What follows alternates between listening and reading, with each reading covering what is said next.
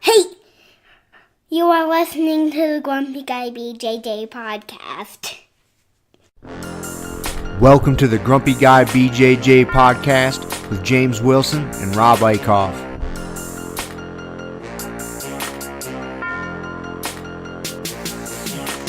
Semi-seconds in automatic minutes, finishing to diminish the position that was given risen.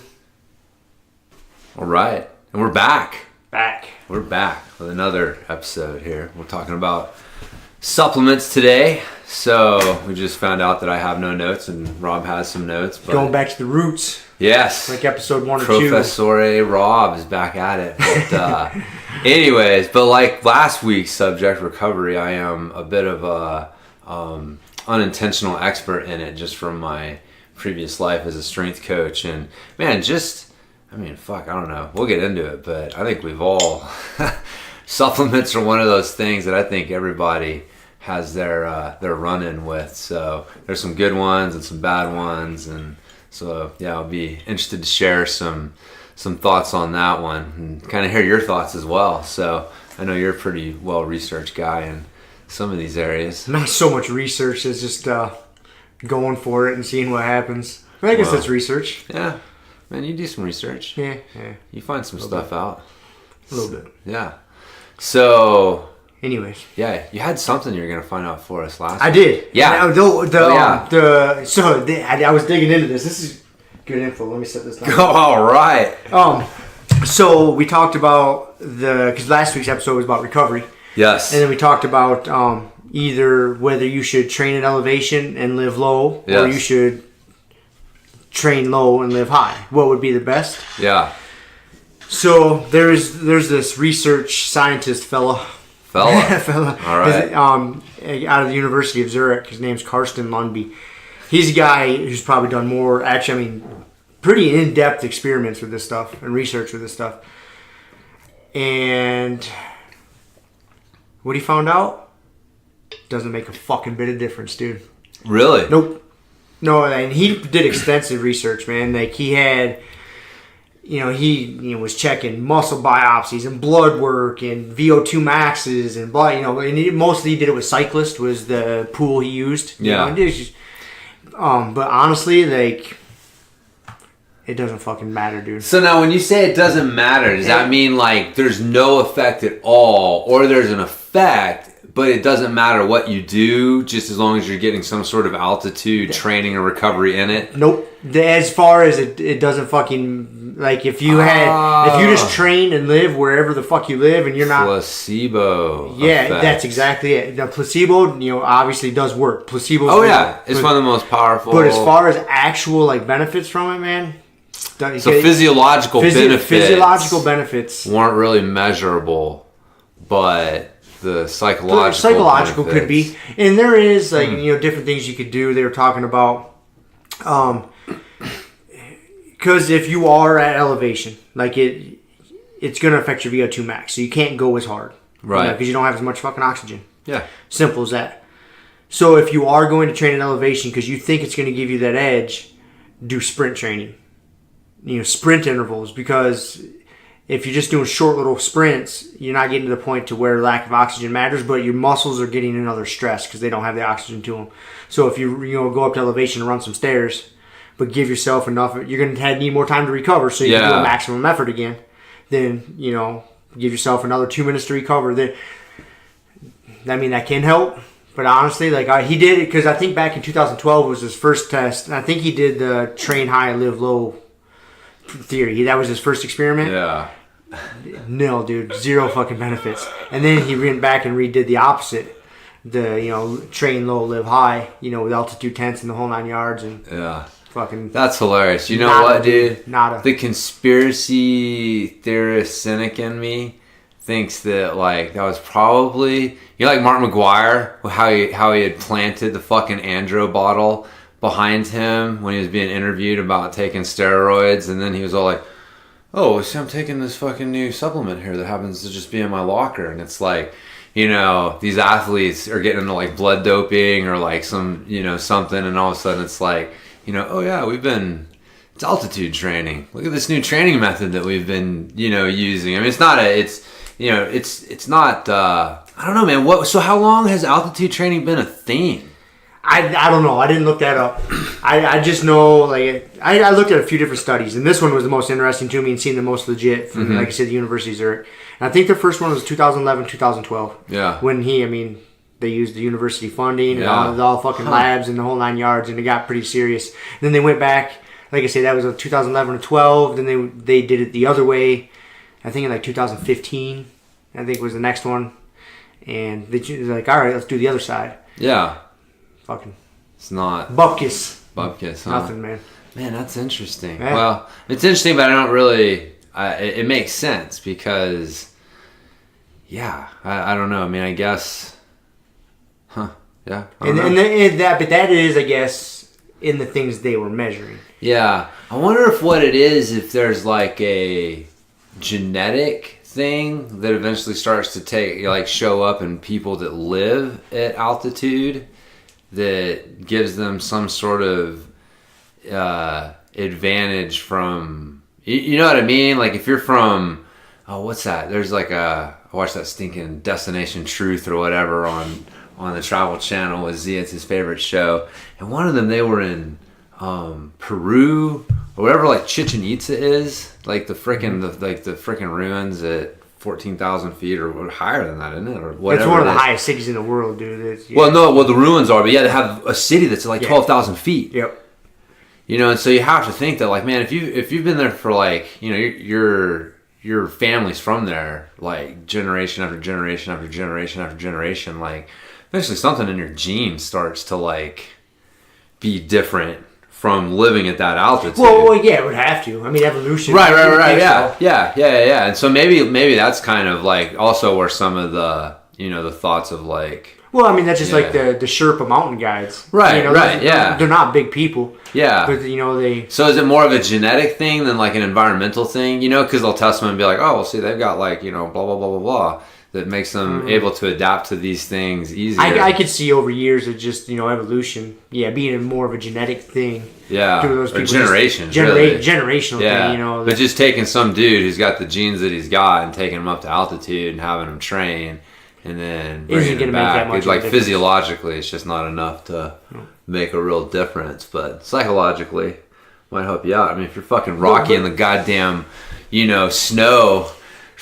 with a log on your back, hauling rocks, just rawr, you know what I mean? Like, it may not actually mean anything in the lab test, but you feel like a goddamn monster when you're facing Drago.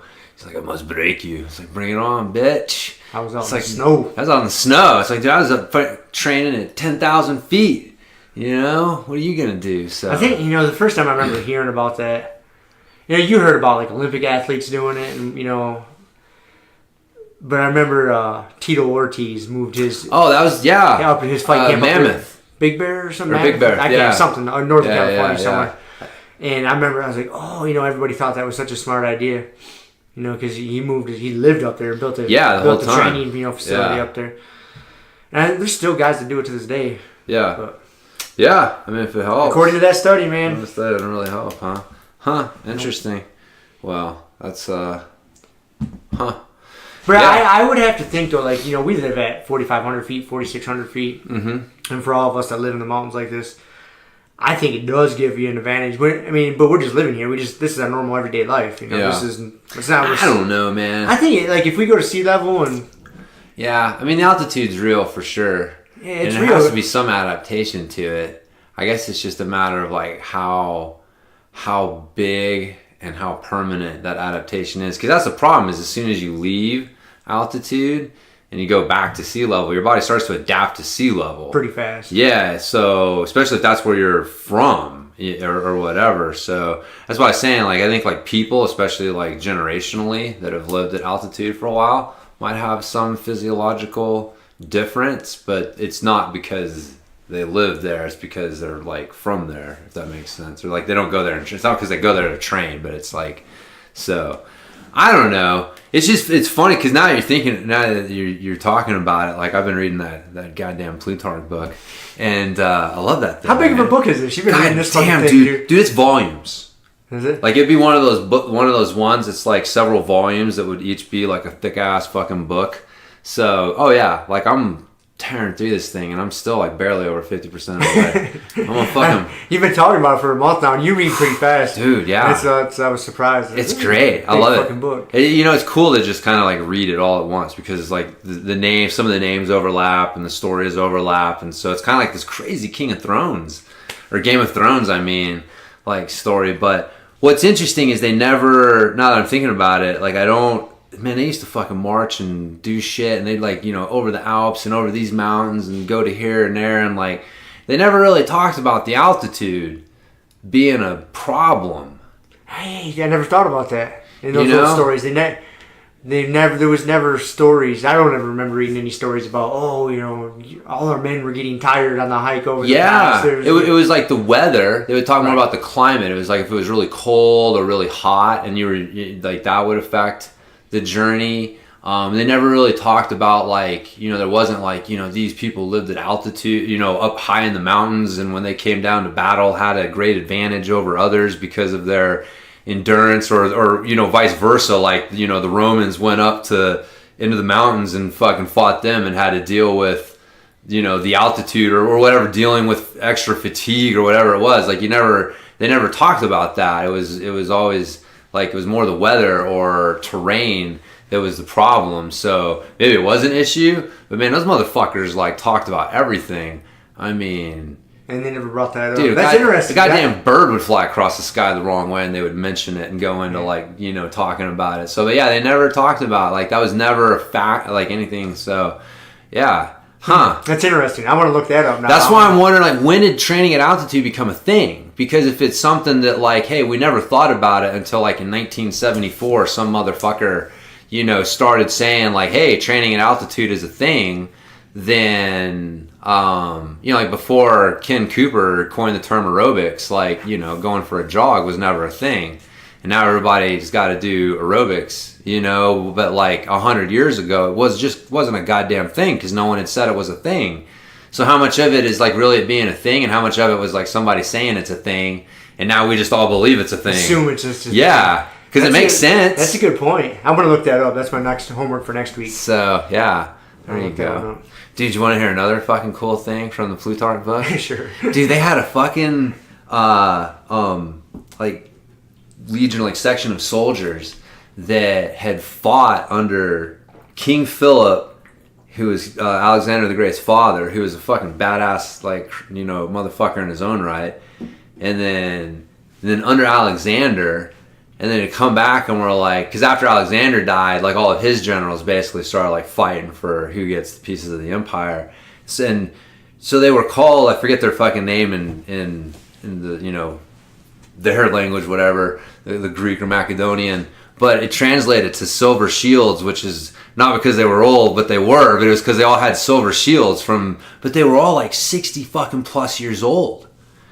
A whole fucking like, group of like a whole section of soldiers, and they were fucking badasses. And there's like, one of the stories I read talked about how like, yeah, old boy's leading them, and he sets them against like the strongest part of the enemy because he knows that no one can stand before him, and they fucking just like run down there taunting them. They're like, you guys are fighting your fathers, and fucking whip the shit out of them, and no one can stand before them. And I'm like, but they were all like, that was their thing. They were all, because they've been doing it for so long, they were like 60 plus years old, like 60, 70 years old, and fucking just kicking ass.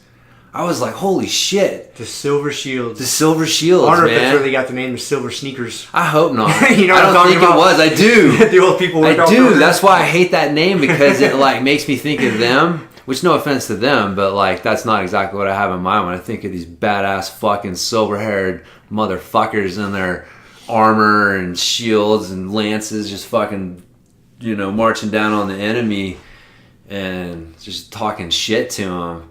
And these old men just fucking kicking these dudes' asses. They ended up being assholes. They turned on one of their guys. Actually, I think it's Eumenes. I can't fucking say their name. But one of the story, they were serving under him and ended up fucking betraying him because he wasn't a Macedonian. So, anyways, there's a lot of betrayal going on. Sertorius, that motherfucker, he was a badass little gorilla. He was like an outcast from the Romans. and ended up like getting into Spain and doing like guerrilla warfare basically. Like just hit and disappear, and then he would like sometimes have like a small group and be doing hit and runs, and then then they would like chase him down, and all of a sudden his whole fucking army would materialize out of nowhere, just like 100,000 men, and then they would dissolve again, and the Romans were fucking baffled. He was like kicking the shit out of them. They sent every dude they could to get him, and he ended up getting betrayed by the motherfuckers that he was helping. They just got jealous of him. So anyways, it happens, man. It makes me think, did you listen to that Tim Kennedy podcast? Joe Rogan, and he was on Tim Kennedy was on the Joe Rogan podcast. No, huh? Was it recently? Yeah, like a couple days ago. He was talking about like basically on how soft our fucking society has gotten, because everything is so easy. Yeah. Because they're having recruiting problems, especially for the special forces, Army Special Forces, Navy SEALs, whatever, Marine Recons, whatever, because the population to pick from. All these fucking kids are so soft and weak. Remember you were talking about the grenade throwing thing being taken out. Yeah, they like, that's one of the requirements they got rid of. I remember that quite a few episodes ago. But yeah, but he was talking about that. Yeah, they just can't. I mean, the selection for special forces is pretty small anyways. Out of like every 100 recruits that come in, they might get like 8. Yeah. And then those 8 out of like maybe like 4 of them actually make it. It's a pretty tough process no matter what you're doing.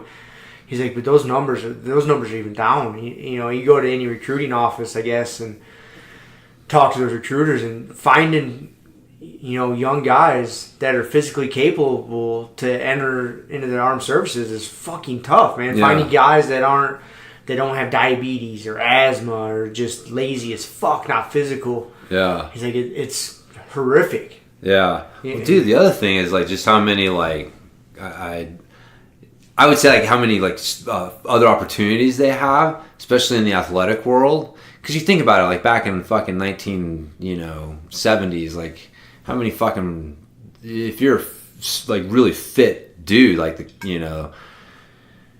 your opportunities are kind of limited. It's like today you've got like MMA. Look at how many fucking dudes? Because like Tim Kennedy, right? Like he's an MMA fighter, special forces guy. You know what I mean? Like those dudes are the dudes that you would want in special forces, but they can go fucking punch each other in the face for lots of money now, whereas like that opportunity didn't exist. Same thing like the NFL. Oh, so you're saying like they're filling their needs elsewhere. Yeah. I see what you're saying, but I guess that's not the point. The point he was getting at is that, well, no, but then when you're left over, what you're left over with isn't you're losing the cream of the crop at the top. The bottom is getting softer. So soft. And the result is that the pool that you're able to select from is just, it's not what it was. You're losing a lot of those top tier guys to other opportunities. And the soft guys that are left just aren't as fucking strong as they used to be to kind of fill in the gaps. And so, yeah. No, I know, man. That's why they got a lot of robot, and that's why you're going to end up with a goddamn fucking robot dog running around going crazy. Like in Black Mirror. Fighting our battles with cyborgs. Yeah, dude. The fucking crazy. Remember that one with the... Yeah, so... It's crazy to think about, man. Just how soft it is, dude. You look around, and most people just aren't physical. They're not challenging themselves. And it's funny is you think about like why Spartan races are so... popular nowadays. I mean, I don't know if they still are, but yeah, I'm sure they are. They're pretty popular. Well, it's because people are, they have that itch that's getting scratched. And a lot of people like really like them, and they don't know why they don't like them. Well, it's because they're sitting in their cubicle job. They're that cheese grater on their soul every fucking day, just killing them. Yeah, and they're not challenging themselves. They're not test. Yeah, they don't have nothing to look forward to. They're not going to jiu-jitsu challenging themselves. Yeah. They're not getting a fucking shin in the eye socket when they're going for a move. They're not getting punished. And so they find this and they're like, oh, this is great. I'm getting dirty. I'm tired. We need that as a fucking species. We need that. And yeah, people just don't seek it. No. And that's. Yep. I don't know. It's frustrating to me when I see people not seeking it. Challenge yourself, man. Yeah. That's the problem is it's not. We're programmed to seek comfort because, realistically our natural environment is pretty harsh And so instead of just being content with sleeping on rocks, like, hey, that pile of leaves over there is pretty nice. And, you know, the ground gets a little hard. And oh, there's a stump right there that I can sit on. Okay, that's not too bad. But all of a sudden that leads to, you extrapolate that. Right, the lazy boy, the fucking sleep number bed, which I have, which is awesome. I got a purple mattress. Oh, how's that thing? Dude, that thing's... Is it? So nice. Is it? I bought that a few months ago now. Okay. I had that for a few months. Huh? That was a big purchase. It is, yeah. Well worth it, dude. Dude, you know you're a goddamn adult when you're dropping like G's on a mattress. This one wasn't too bad. This isn't, not G's. This was like, $1,500 or something. Yeah. But well, still, it's not cheap. Still, yeah, man. When in your 20s, you're like, what's the cheapest goddamn mattress I can get that doesn't have lice already or something like that? Have bed bugs. Right, yeah. No stains. I'm good. Yeah. No. And then you're like, this is a big purchase, sweetie. Yeah. You need to fucking think about this. Yeah. So, yeah, no, I remember me and Kelly talked about it. We had the mattress we'd had for so long, where you get the fucking divots and then you turn it sideways. That's such a common story, and you get the other divots, and it's like it was unusable. You just deal with it for years and years. You'll keep a mattress for like 20 years. And you're like, what the fuck am I doing? You know what's funny is my dad did this. He listens to us. My dad listens to us every week now, man. Awesome. So I remember him, like, when him and my mom got married. I'm pretty sure I got this right. Like, my grandparents, his parents, gave him their mattress. Dude, it wasn't until just a few years ago that they got rid of that and got rid of it. Oh, wow. They had that fucking bed for like 40 years or something. You know, wrap your mind, 30 years or whatever it was. Maybe they made them better back then. I don't know. I doubt that. I doubt that. Unless they're stuffing asbestos in there or something. Well, yeah. So anyways, but yeah, the bed's a good fucking purchase. Good purchase. I don't know, how did we start talking about that? I don't know. We're talking about comfort. Comfort. And a good bed is good, but taking things too far where you're just like always seeking comfort and everything. But that's the thing is like, we're programmed for laziness. Like, you know, and working in the fitness field, you realize that like we're programmed to eat like shit and be lazy, because in our natural environment, that was a survival instinct. It was like, yo, you came across some like fatty, high energy food or something that like had salt or you know, something that it wasn't as easy to find. Like, yeah, you ate the shit out of that to, you know, store it up, but that doesn't work for you today. Or, you know, same thing with the comfort and kind of the laziness. Like you didn't want to expend energy. Energy was such an expensive thing to pay for. Like, you know, so any extra movement, anything like that you didn't have to do, we're kind of programmed in some way to like, you know, yeah, that's a survival strategy. So, but yeah, if you're not aware of it, that's how you get fucked. And so it's like everyone goes through it, right? Like you and I are no different. Like, man, that bed calls to us in the morning when the alarm clock goes off. But it's knowing that, man, you can't give into that. You can't give into it because your fucking instincts will fuck you in the end. It's just so. But otherwise, you know, you have to know what your instincts are and like the things you have a tough time resisting, and you got to set your life up to fucking deal with that shit. Yeah, you do. Yeah, you know where you have a tough time making the right choice, and so if you eliminate the shitty choices, that's all you got fucking left.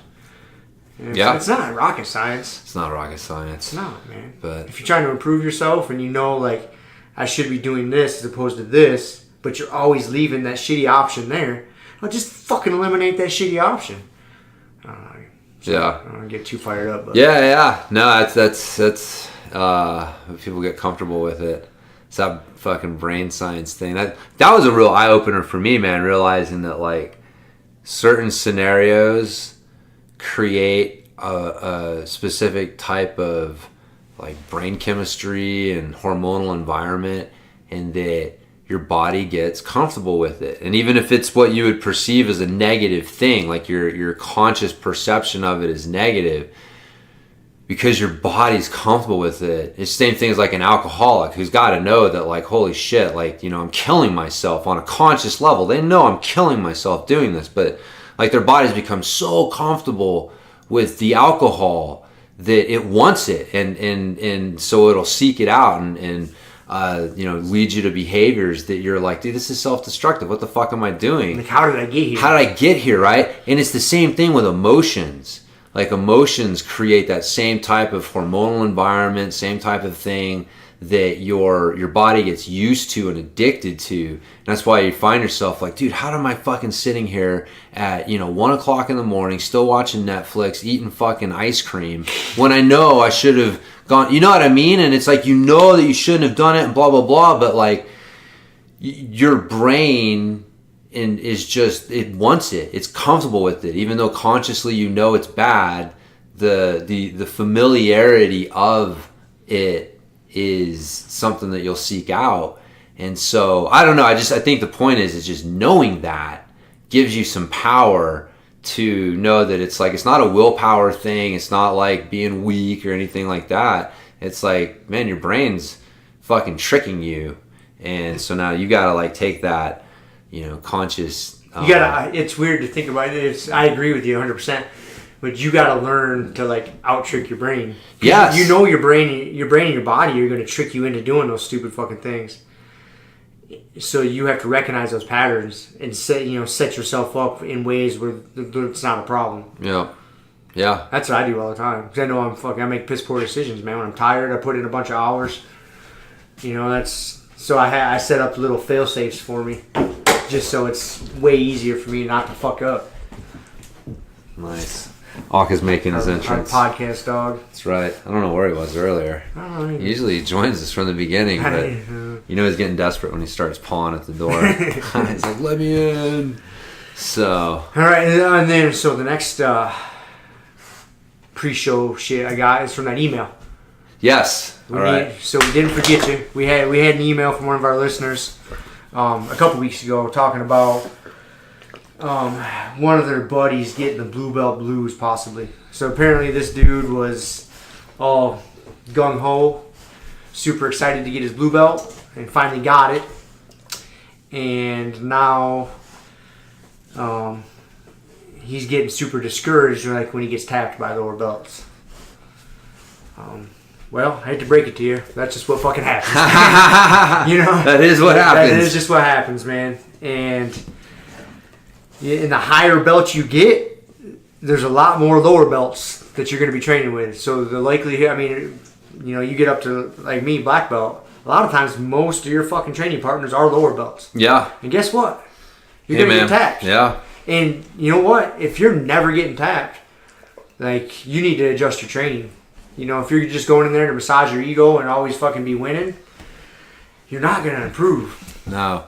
Yeah, that's the wrong. That's one thing. Dude, we could have we've had a whole podcast on this, and I could talk again for it. And I guess there's several things to remember. And remember that there's no fucking destination, man. We talked about it before. It's the blue belt, getting your blue belt, getting your purple belt. They don't hold any fucking answers there. Nope. No secret knowledge. No secret knowledge. It's just this stupid little strap around your waist, dude. It doesn't.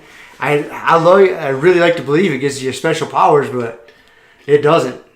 You're the same goddamn person you were the day before. You just got a different little thing you put around your waist. Oh, it's all part. And then even once you get to the black belt, the journey just fucking keeps going. Yeah. It's not like this Shangri-La that you get this belt and everything's beautiful. I don't know. So. Yeah. I guess for me, it just comes down to like, why the fuck are you doing it? I mean, is it to win or is it to like,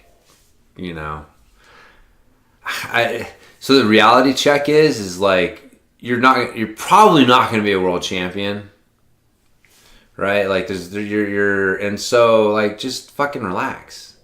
I mean, I don't know. I don't know. Like, it's like, I know it's kind of simplistic terms, but I mean, I gotta be honest with you. Sometimes I like have to remind myself of that because I'll get frustrated and it's like, and then it's like, man, I gotta remind myself, like, dude, you have no illusions of like figuring this out and becoming world champion. That's just not the reality of it. So what the fuck am I getting all worked up over?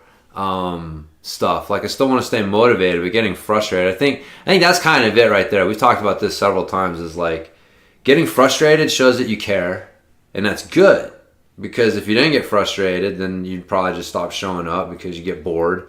But it's, where does that frustration lead? Like, does it lead in a positive direction of like, all right, I gotta like figure out what mistakes I'm making, because I think another part of it was I think he had like some sort of like physical attribute, like either being like kind of a large dude or strong dude or something like that. I forget what the specific thing was, but you know, we've talked about this also, like those physical attributes start to stop being as big of it, beneficial the higher up you go.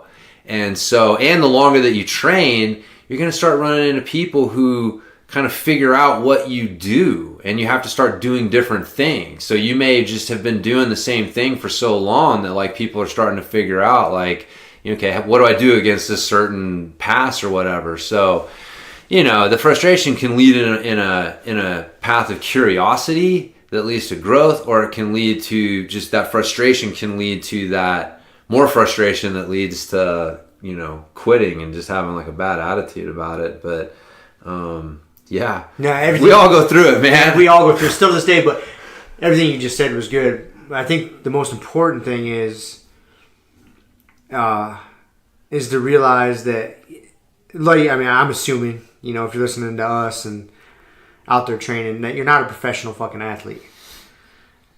And are you going to be the next Galvao? Are you going to be the next Mendez brothers? Guess what? Probably not. Probably fucking not. Probably not. Very strong probability. Very strong probability that that's not going to happen. And so, yeah, going back and, you know, revisiting why you're doing this. And you're doing it for, you know, obviously to stay physically healthy, mentally healthy, you know, all these things. Spiritually, like, dude, it just does good for your soul after a good day of training. Like, we had a good day of training today, man. I feel fucking great. It's fun. Like, I'm tired physically, but, dude, I love it. Nothing like it. Nothing like it, man. I like feeling a little bit tired. Like, just mentally, dude, like, I feel good. Like, I'm in a good spot. Like, nothing like a good day of working out, drilling, rolling. Like, dude, man, it's awesome. So when those frustrations kick in, that's where you gotta check yourself. Like, it's okay to get a little frustrated, but just use it as fuel to improve. Don't use it as a reason to quit. Yeah. But you can still have aspirations to go out there and win tournaments. There's nothing wrong with that. Yeah. But you got to keep that shit in check. Yeah. You know, realize that you're a weekend warrior. You know, and we're not saying that as an excuse to like half-ass things. No. But yeah, I mean. Yeah, but it's not like you live in the fucking former Soviet Union and you are a stipend athlete. Yeah. And if you get tapped by 5 more white belts, then they're pulling your fucking, you know, funding and you're going back to the gulag or whatever. Or like, I mean, keeping them, you know what I mean? Like, it's a long journey, man. You're going to have plateaus and valleys. That's another thing that we talked about in the Blue Belt Blues. Like, a lot of time in Blue Belt, you hit your first plateau or dip. And man, if you don't know how to deal with that, you feel like your jiu-jitsu is going backwards. But again, like, who the fuck cares? Time is your friend with jiu-jitsu. Like I said, you're not getting your funding pulled. You're not like, you know, a professional athlete who like your performance. You're not losing sponsors. Yeah. It's not that big a deal in the grand scheme of things. So just take a deep breath and you know, it's tough to do though. It is. None of us like to lose. No, none of us like. None of us like to lose. None of us like it, dude. It sucks. That's right. I keep a spreadsheet of excuses. That's what helps me. So it's just start keeping a good, you know, list of excuses to make yourself feel better. I always laugh so hard on the inside when I'm about to roll with somebody and I hear excuses come out before we even start wrestling. And before practice even starts, you'll hear people coming up with excuses like, oh, I'm really tired. Oh, this. Oh, that. Oh, this. You know on some level that they're throwing out those excuses just for when they get fucking beat. You know that's what it is. Not 100%, but there's a lot of times that's what that shit is. My favorite's when they're like, this hurts, and then they go a fucking 1,000% against you. And it's like, you know, and you can't, you know, it's like, come on, man. Or the you know, come on. You know, the biggest lie in jiu-jitsu, the let's go light. Let's go light. No, I know. Yeah, I mean, we do have friends and training partners we can actually go light with, you know, but for the most part, that's a pretty big lie. Yeah. But that they have that person who says, yeah, this hurts, and then let's go light, and then you're getting them in a submission, and they just go fucking ape shit to get out. Like, oh, that injury went away pretty fast. Right, as you're going 1,000 miles an hour. Yeah, or you're having to modify to not, like, you know, attack or hurt their limb, and they're not recognizing that you're doing that, and they're just like coming through. It's like, oh man, come on. But yeah, that's a funny one too. But so anyways, yeah, tell your buddy. If I don't know if he listens, because the email was sent like they had a friend that was having this. Yeah. Tell him to fucking listen to us first of all. That's right. That's the first thing. But if not, convey this message to him, man. Yeah. Tell him chill the fuck out, man. Yep. Relax, have fun, Keep it in enjoy it. perspective. It's the process. That's right. Enjoy the process, Not man. getting shipped off to Siberia. Not like the Cuban pyramid. Did you remember that Yoel Romero podcast? No, he was on Joe Rogan too. He talked about back in Cuba, the wrestling team. Like the top tier guys would basically stay on the top floor. And they would get 3 square meals a day. And like the second string guys would get 2 square meals a day. And the third string guys would get 1 square meal a day. And their accommodations up on the top floor were good. They had the cable and fucking air conditioning. And each floor as went down was just like, and you get down to the basement, the shittiest guys. And so they were just trying to kill each other every day because how they did in the wrestling room. They get to eat an extra time. Gotta eat an extra time. That's motivation. I'm gonna suspect that your jiu-jitsu school is not run like this. No. And your meals are not based on whether you get tapped by a lower belt or not. Uh-uh. If they are, you guys are some tough motherfuckers. That's right. Stick with it. It's year 2018. I'm guessing that's not going down. No. You're probably paying your dues, and things are all right. So yeah, it happens. I mean, I got news for you.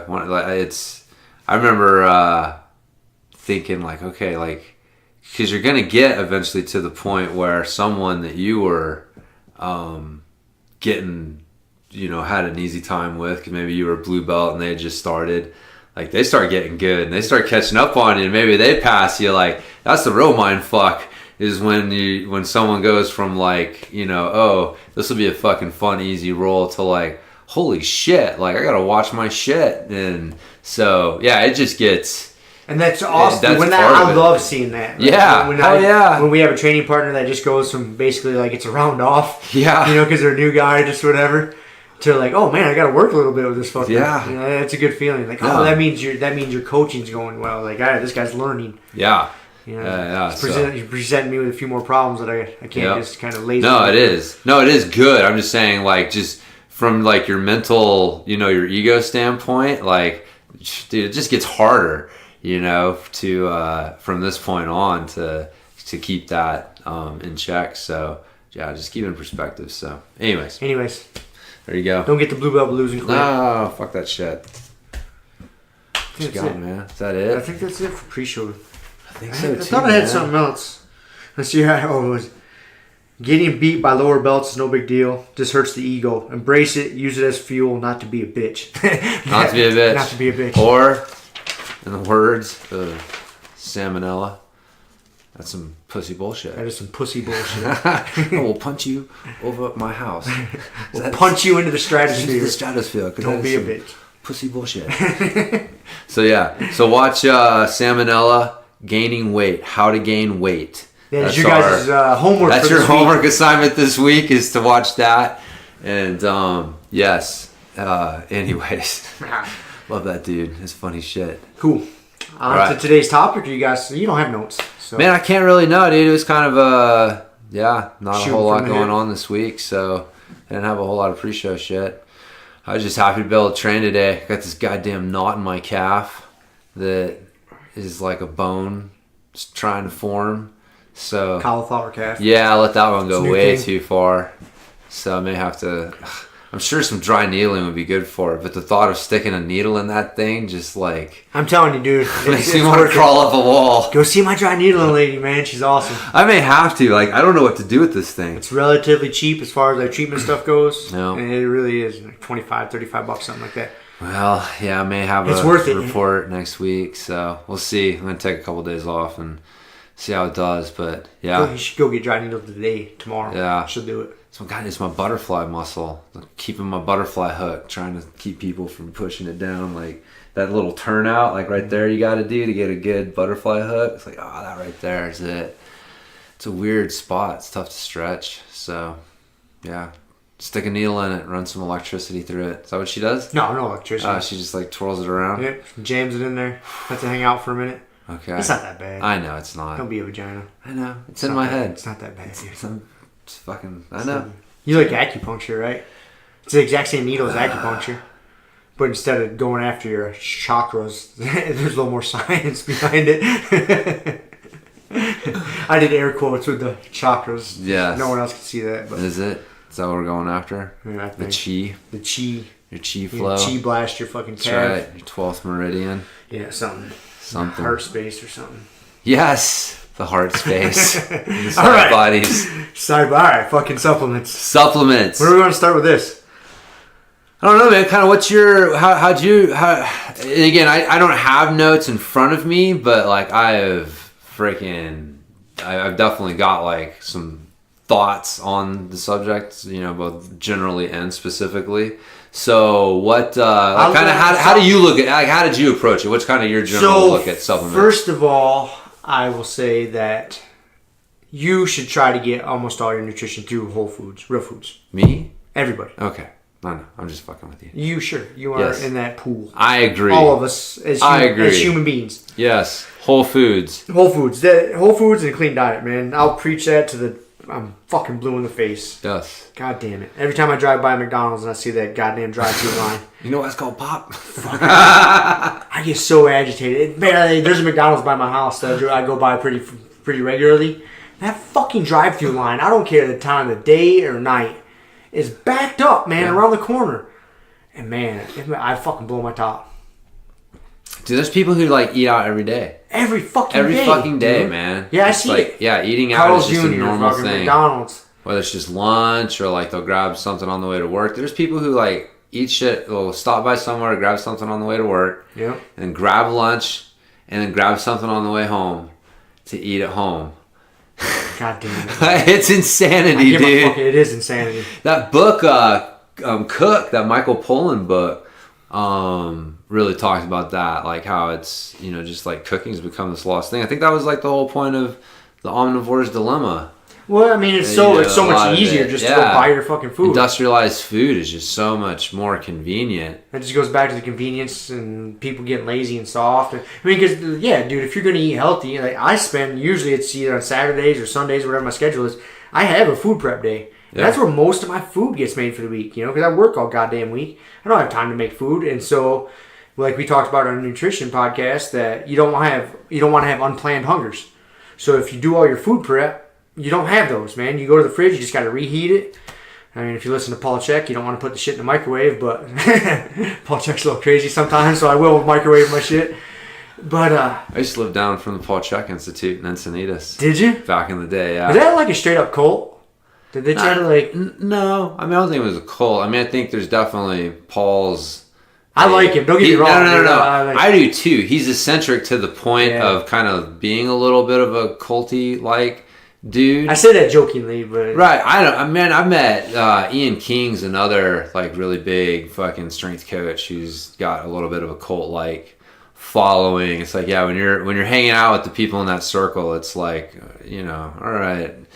Just like this guy just a little too much. But anyways, I never met the guy, but it was interesting because I remember the Paul Chek Institute, like driving by it and stuff. Yeah, when I lived in Encinitas. And if you guys don't know who we're talking about, look him up. He's been recently. He's done Chek. Yep, is his last. Yeah, how you spell his last name? And he's done some. He's been around a long fucking time. He's the guy who popularized the Swiss ball. Yep, that's what I remember him for. He was the guy that really did a lot of work towards popularizing the Swiss ball and kind of getting instability training, more popularized.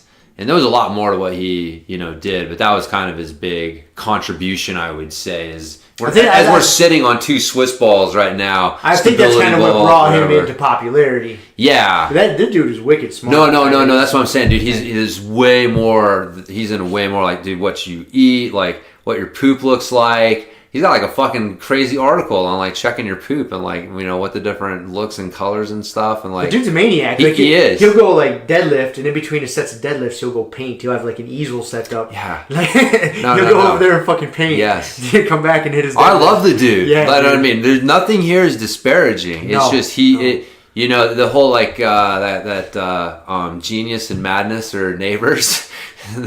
Sometimes they borrow each other's sugar. He's a perfect example of that. Yes, exactly. But anyways, I don't know how I got derailed. I don't know. Whole Foods. Yeah, Whole Foods. Eat Whole Foods. Paul Check's really into Whole Foods. Whole Foods. I remember one interview with him. He was talking about telling a guy that he needed to eat more whole foods, more organic foods, and the guy's like, I can't afford it. Blah blah blah. So Paul walks over to the window and tells him, come over here. And he looks down at his car and he's like, is this your car? And again, Encinitas is Southern California, like just north of San Diego. Some, super nice sports car. And the guy's like, yeah, that's my car. And he's like, well, eat that, motherfucker.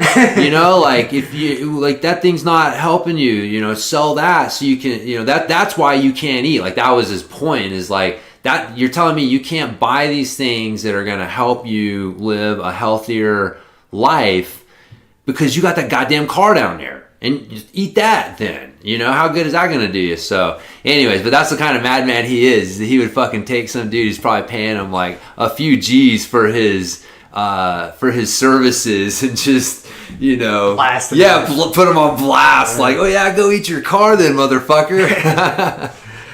So, anyways. So the point is, Whole Foods. Whole Foods is best. If you're trying to use supplements to substitute for a good diet, that's not a good plan. I think that the idea is to try to, there's supplements, so you want to supplement a good diet with supplements, not fucking try and like supplement a bad diet with a bunch of supplements to try and make it good. So that's where you get people who eat like shit ton of bars and meal replacement powders. Like that's not it either. You can use those to fill in some gaps, but man, if that's your plan, is to like just eat a bunch of those bars and shakes, and then like, when you eat whole foods, it's not the best choices, but hey man, I'm like eating mostly good foods because, again, I did the air quotes,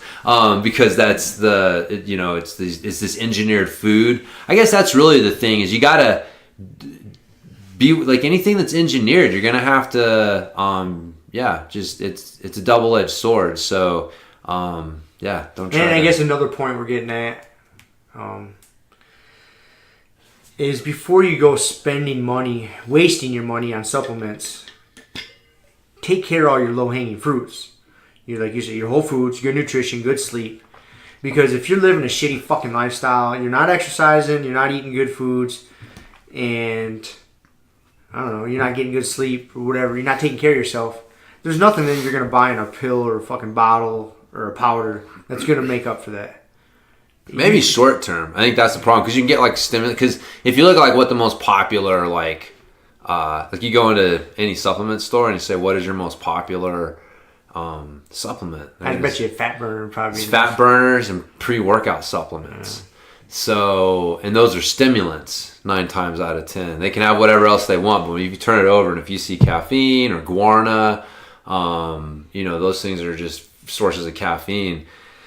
And so, but the point is I think that's kind of part of the problem with supplements is, you can use them to make up for some of this shit in the short term. But man, it's not going to last. It's not sustainable. And just being in the fitness world, I would see this. You'd see people who would rely so heavily on caffeine and fat burners and stimulants, and they weren't getting good sleep. They weren't really, watching their nutrition and doing a bunch of the recovery stuff. And, they're seeing results and getting through it. But something's going to happen. You're going to overtrain. Something's going to burn out, or so.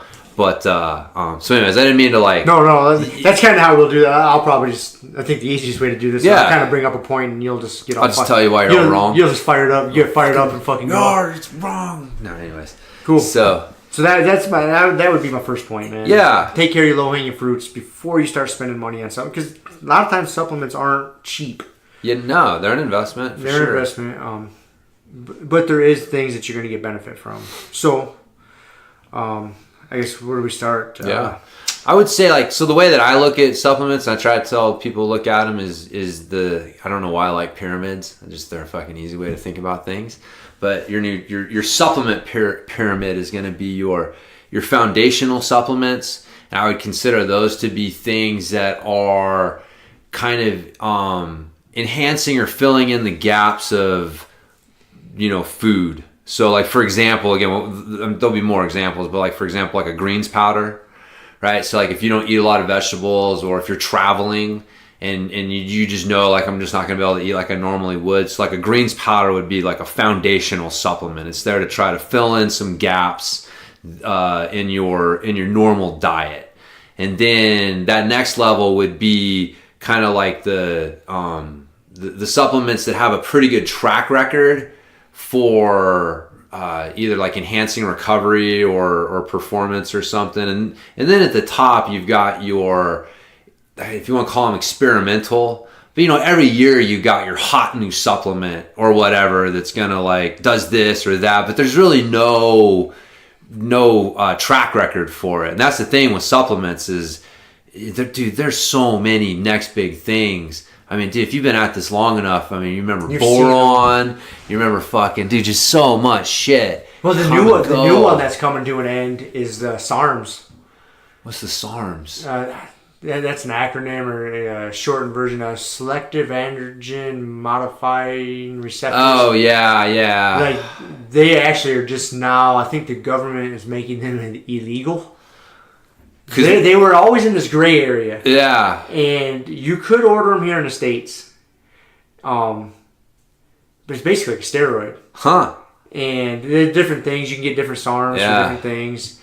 But now the government's starting to make them illegal. And they're getting out of that gray area. Yeah. Because whenever you would order them here in the States, all their websites and bottles would say, like, not for human consumption, blah, blah, blah. This is for research purposes only. Huh. But there are a lot of those companies are getting cracked down now. So that's the next phase that's fizzling out in the supplement world. But anyways, even something like that, I would say that if you're taking something like that and you're missing out on some of those, foundational supplements, you got some cracks in your kind of nutrition that you could be filling in, and also just some of the other supplements, like creatine. I think creatine's got a track record, several miles long. That's probably one of the most tested supplements out there. Yeah. If you're not taking something, doing what you can at those levels, and you're spending all your time at just like kind of that tip of the pyramid, which is, God damn, dude, this is the other thing. So, ready for this is a good rant. Yes. Dude, this is what you need to understand about the supplement industry. It is full of fucking shysters and liars, and it's such a fucking weird industry. And so the supplement companies basically keep the wheels of the fitness industry turning to a large degree. There's a lot of money in supplements, and so a lot of websites, a lot of magazines, they rely on the income from supplement manufacturers and their advertisements and buying, advertising and promotions and stuff. And so you're not going to bite the hand that feeds you. You're not going to be really super hypercritical of the information coming out of these people saying like, hey, I want to, put this in. So, it's a pretty common practice now, but I remember back when, that was it, Muscle Tech. Those motherfuckers are still around. Muscle Tech started the infamous article, where it's an article, but it's an ad. They basically buy like 3 or 4 pages of ad space, and then they would run what would look like an article. And if you looked, and there'd be small print saying like, this is a paid advertisement by Muscle Tech, but you had to like kind of know it was there and look. But it looked like part of the magazine. It looks like part of the magazine, and it looks like an article written by the magazine. Oh, and those fuckers. I didn't realize that. Oh, yeah. And 9 times out of 10, they would be a supplement review. And so they would be like, what is the best post-workout drink? And then it would be an article, again, air quotes, detailing what do you want in a post-workout drink and what are the top contenders. And then here's how they break down. And lo and behold, the Muscle Tech supplement was always the winner, with the 5-star rating or whatever. So shady shit though, but this is the stuff that goes on. It still goes on. You know, you open up any fitness magazine and you're going to see, like, you know, they're not quite as long and epic as Muscle Tech was doing them. They're usually like 1 or 2 pages now. But yeah, you'll see these like look like articles. So, you know, and the other thing, they'll pay people. When I was a writer for in the fitness industry, I've written for, you know, magazines and websites and stuff. And I had a magazine contact me and say that they had a supplement company that wanted to start promoting a new protein and fat burner, and they wanted me to write an article promoting it. And I don't even get to see it. I don't get to try it. I don't get to do nothing. It's like, you know, hey man, we're going to pay you money to write an article promoting this product that you've never seen or tried. And you need to find some other people to, you know, a bodybuilder and like a, you know, like a fitness model chick to you know, be in it and say that they like it and stuff like that. And so, you know, I needed the money, and I will say that I try to take the most, even then I'm just like, this is not right. This isn't right. And so I did take like a little bit, not like an over the top approach. It was more like I had the people talking about protein, and then I talked about how this protein supplement, you know, blah, blah, blah. You know what I mean? So I tried to draw the line where they weren't saying like, this protein supplement is the best. It helped me put on 20 pounds. You know, but dude, there's people that would have no qualms with fucking doing something like that. So you never know. And then there's the infamous before and after pictures. Oh God. I mean, again, yeah, you can go and Google like, you know, fitness before and after, like fat loss before and after picture scam or something like that. And you'll see how between giving them a haircut, a shave, like shaving the body hair and stuff, giving them some spray on tan, the right lighting, all of those things can make someone literally within like, you know, half an hour look like they have lost 20 pounds of fat and gained 20 pounds of muscle. I mean, it's crazy what they can do. And then you throw in fucking, you know, Photoshop and shit like that. So and that just changed the game. Oh my God, yeah. So, man, my point is that, man, the supplement industry is shady. I mean, they make fucking organized crime blush sometimes, I think. I mean, they are so... And I mean, they will literally... There's companies that run things that they know are illegal and will get shut down and they will get fined for. But guess what? They make more money than they get fined for. And they'll just change the name and reopen back. Exactly. They turn around and they do it again. And they do it again. Just change. Yep. You know, that's like all the gas station boner pills. Yep. You know, those fuckers get shut down constantly. You know, you'll see them in there. They'll be like, you know, Rhino 8. Then they get shut down for something.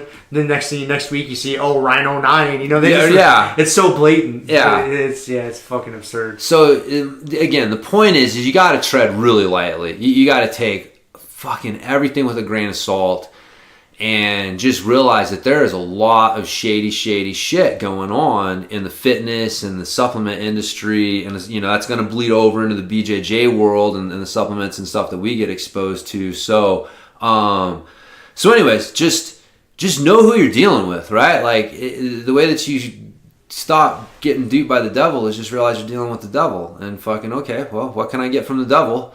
And try and not get duped. So that's kind of the point of this podcast, because there are some very valuable things that you can, and supplements and things, but I would say that 95% of the stuff out there is fucking borderline worthless.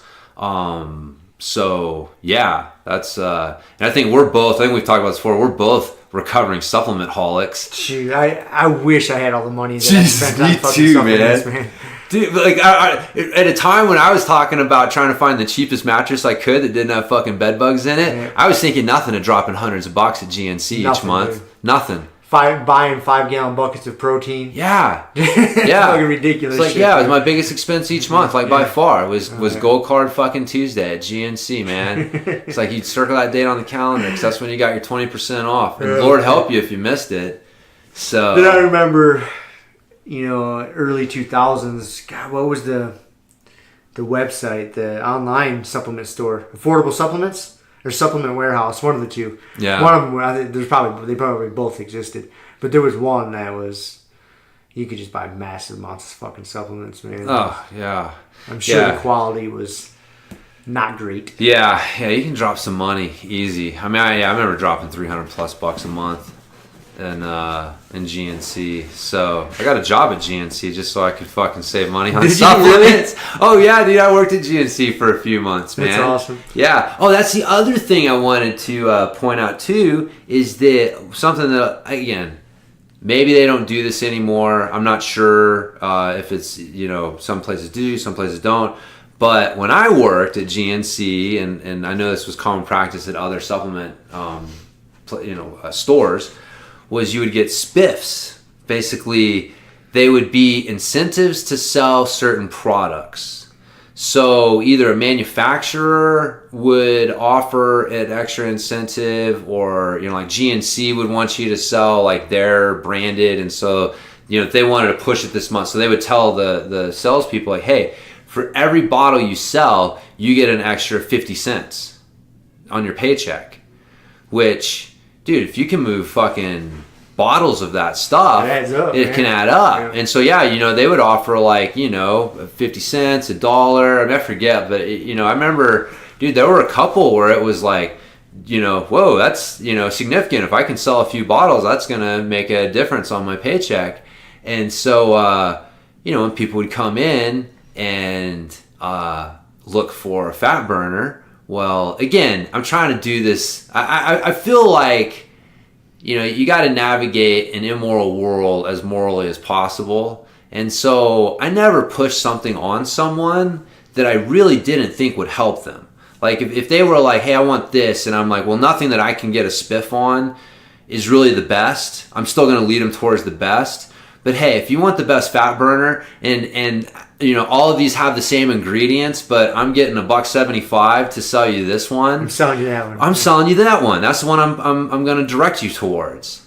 And so, but again, though, that's me. But there's a lot of people who don't give a fuck. They're like, what am I making a spiff on? So, you want a, protein? Yeah, this one's great, man. This thing's awesome. Blah, blah, blah, blah, blah. Why? And it's like, he's just talking out his ass. And meanwhile, he's making an extra $2 for each bottle that he sells.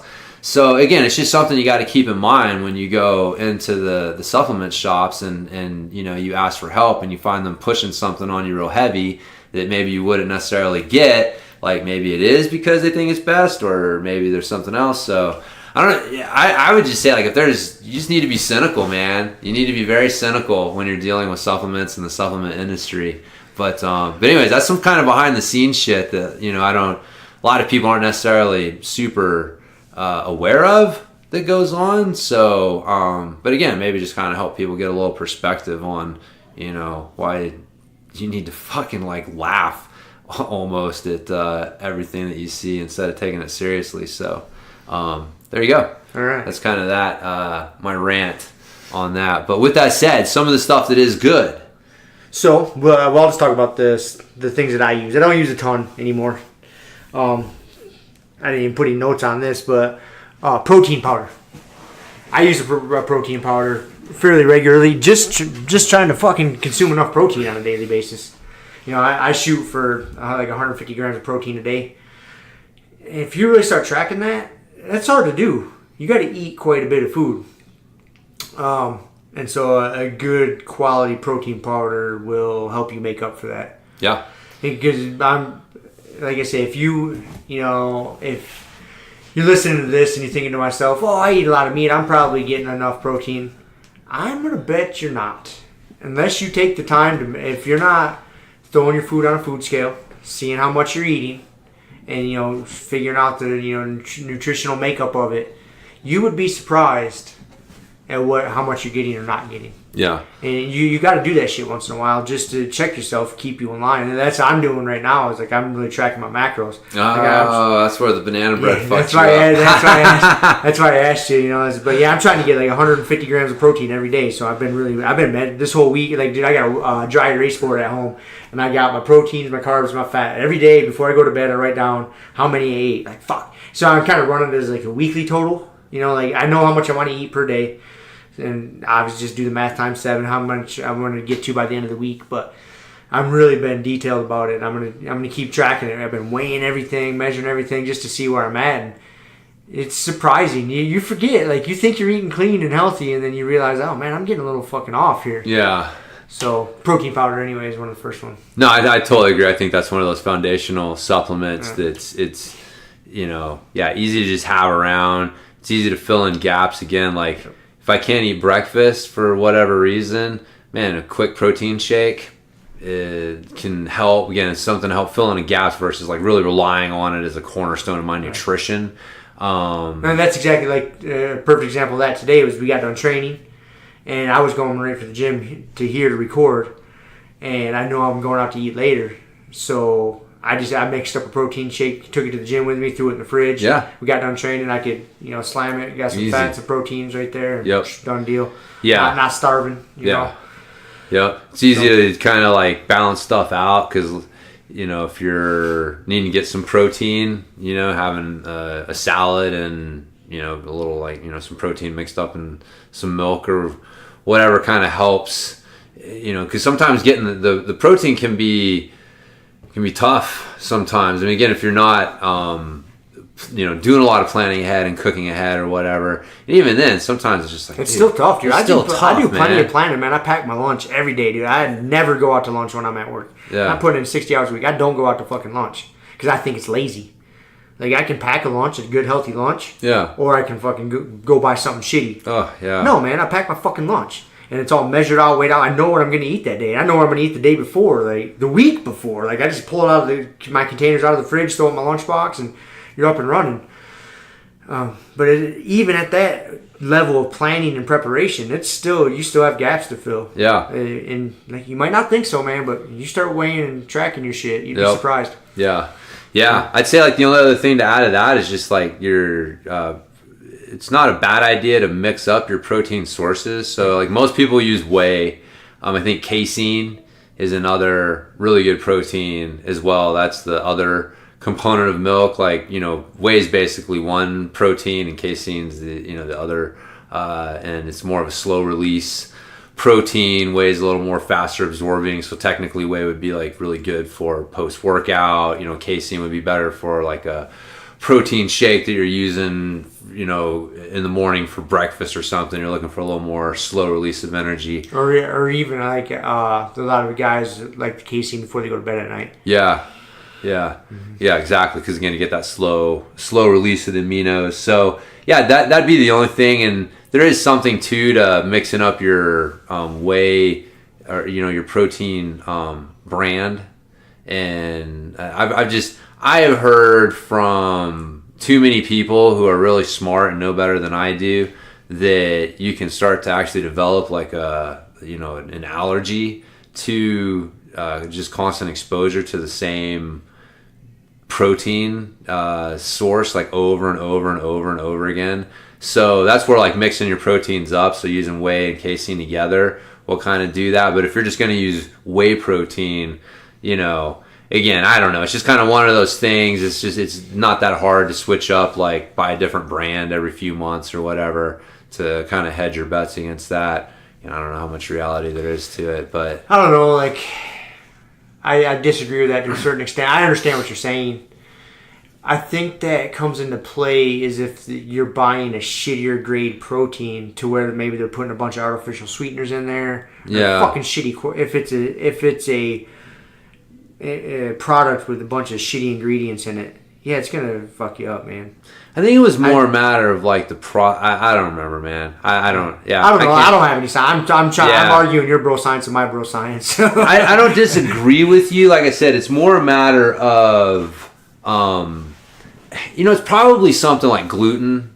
Like there's probably some people who are more sensitive to it than others, and so the people that I've read. Like John Berardi is like a really, super smart nutritionist guy that I followed for quite a while. He's one of the guys that's talked about it, I believe. But like, these are guys who are dealing with a lot of people and finding that for some people who are having stomach issues and gut issues, that switching their brand of protein helped. And that whether it was that particular brand of protein that they were using or that just the constant exposure to the same one, whatever it was. So I guess it's kind of one of those things like, if you're finding that might be something to check, to switch if you're finding that you're developing some. I just said I disagree, but there's a part of me that agrees with that also, because I have an example of that. Well, first of all, I'll say, like, as far as finding a high quality protein supplement, like, they're going to be a little more expensive generally. Yeah. If you're going to buy it, man, don't hesitate to spend a little bit more money on it. Yeah, it's like a mattress. You pay for what you get. Fucking invest in it. Yeah. Invest in it, man. You're putting it in your body. Yeah. That being said, also, like, you will know if you buy. You shouldn't, like, back in when I was younger and fucking a supplement addict. I didn't have any problem with, like, a protein supplement just giving me terrible gas. They were just protein farts, protein shake farts. You just thought it was fucking normal. That's not normal, man. Right. If you're taking a protein supplement and it's giving you terrible gas, take something else.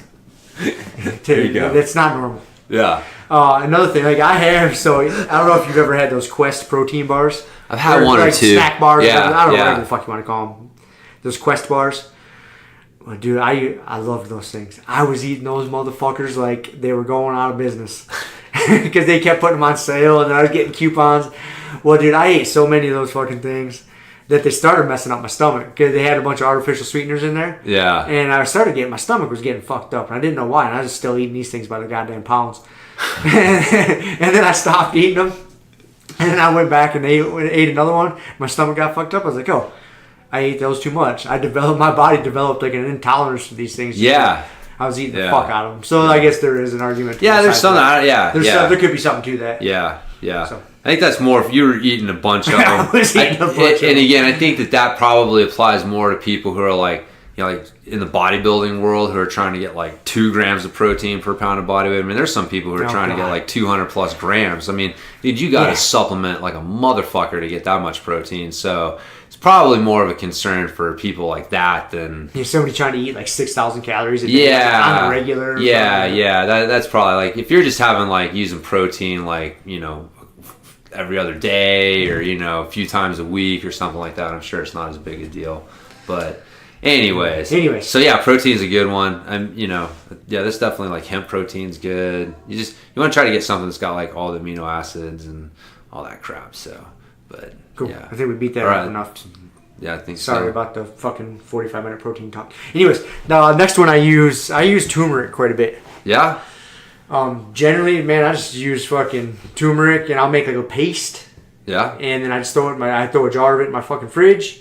And then I pull that out, man. I just make like a turmeric tea at night. Super easy. Nice. And I find that really helps with anti-inflammatory stuff, man. If I'm dinged up, I don't drink it every night, but quite a bit. Yeah.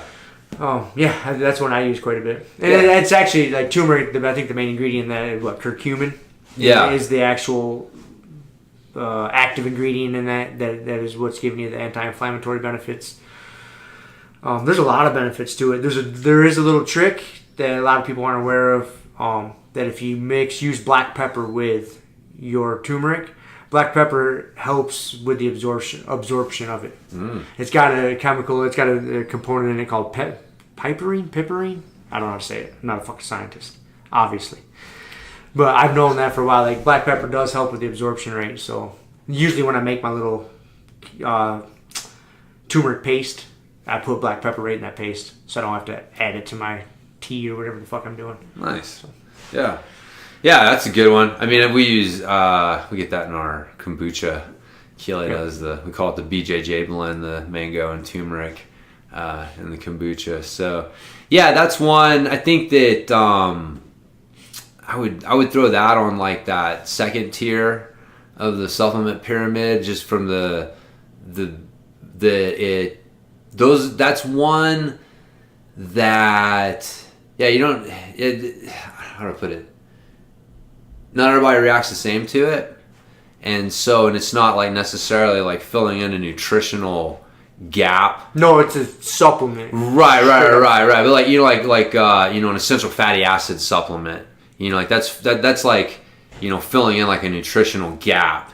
And so the curcumin or turmeric isn't necessarily there's not like a nutritional gap that you're not that you're trying to fill. What you're trying to do is like enhance your recovery. with some anti-inflammatory stuff. And so that's kind of where that second tier of the pyramid comes in. And also when you get to that tier is where you start running into, because everybody needs essential fatty acids. And if you don't have enough essential fatty acids, the effects of that across the board are pretty much the same for people. And getting enough in your diet is going to have pretty much the same effect for most people. Whereas, some things like that, creatine's another one that, man, some people respond really well to it and some people don't. And so, you kind of got to try and see, does this work? And if it does, then great. If it doesn't, then, maybe find something else that works. But I think that's where people get, because again, it works for you and I'm sure it's great, but it may not, I've tried curcumin, maybe I need to try the tea or whatever. But I found the K2, D3 did more for my anti-inflammatory stuff. But yeah, it's getting ideas for trying the stuff if you're listening to this, but it's just that, it may not, try it, see if it works for you. But and I think as far as knowing whether something works for you along these lines, it's because it's not like you're going to take it. It's not like you're snorting coke here and you're going to feel fucking great. No, it is you take it for a while. Give yourself a 2 week or a month or something, and then stop taking it. Yeah, and then that's where turmeric and then K2D3 was the next one I was going to talk about. Those are both things if I don't take those for because sometimes I'll go a week or two without taking them. I'll notice my joints start aching, especially my hands from all these from jiu-jitsu. Weight training, work, my hands get wore out. And if I don't stay up on my anti-inflammatory stuff, I notice a difference. So it's more, I know something's working when along those lines, when I stop taking it. I don't know if that makes sense. No, it totally makes sense. Unfortunately, that's a lot like strength and mobility training. People don't really appreciate it until they stop doing it. And then they're like, oh shit. That's why I was doing it. They don't, it's not a priority until it has to be a priority. Right, yeah. So no, I totally agree. So no, that is a good one. But like I said, for just in my experience, that's where, and again, it just gets in that realm of where you're trying to experiment, see what works for you. But I'd say that one's got a pretty good track record. It works for a lot of people. So if you haven't tried turmeric or the tea, or like I said, they even have the curcumin, you can get that an extract. Pills with that. So it's definitely worth trying. It's not a super fucking expensive. I mean, it's not it's not something they're making in the fucking lab. Yeah. It's a freaking natural. It's a root, right? Turmeric root. Yeah, I think it's a root. Yeah, root, whatever it's using Indian cooking a lot. So And there's all kinds of benefits to it. We don't even beat it up. I'm not gonna try to sound like a fucking scientist. I'm not. Your professor, Dr. Professor Rob, man. Yeah, I'll play doctor, right? Anyways, the next big one we touched on it already is the K2D3. Yeah. That helps so much, dude, with my joints, and I know when I stop taking it. I ran out recently. Oh yeah. Yeah, I need to get some fucking more. Yeah, we got to get our order in, man. Yeah, we got the Grumpy Guy K2D3 on the way, because that's how much we me and you believe in it for helping with like I say, especially the hands, for me the elbows as well, just with the joint pain and just kind of inflammation and stuff. So again, K2 is a specific form of vitamin K that's found in fermented foods, and taking it in conjunction with vitamin D3 seems to enhance the benefits of both. And D3 is a great freaking supplement by itself. It's had a lot, been shown to have a lot of great effects on testosterone and mood and things like that. So but yeah, together I don't know what it is. No, I read up on that as to, I'm not going to try to regurgitate the information. Yeah. And try to sound smarter than I am. I'm not going to kill you guys and give you guys a fucking ear beating with that. But there is if you're just taking D3, vitamin D, you can take too much of it. There's a process that gets fucked up in your body. Yes. There happens that isn't great. I forget, it starts with a C. There's some fucking word for it. But if you take the K2 along with it, it negates those effects. Like I said, some dude wrote an article on it. I dug into it, and I was going to talk about it. I was like, dude, whatever. Yeah. So everybody else can. I mean, I just looked it up on Dr. Google. You know what I mean? Right. Yeah. Yeah. There's a couple good articles that kind of go into it that I'd found on like. Yeah. But there's something that goes south if you take too much D3. Yeah. So, but when you combine them together, that pretty much doesn't happen. Yeah. So. Yep. So yeah, I'd say one of those. A buddy of mine had told me a couple years ago. He's like, man, keep an eye out on this K2 stuff. It's going to be one of those supplements in a few years that everybody's talking about, and it's getting more. Like when he told me that, and I couldn't find it anywhere. Like you couldn't go to GNC and find it, and so that's literally why I actually came out with the one that I did for MTV Strength Training Systems, was because I wanted to be able to take it, and it was like it was hard to find a reliable source for it a few years ago. And now it's getting more popular. You can go and find different brands and a little easier to find.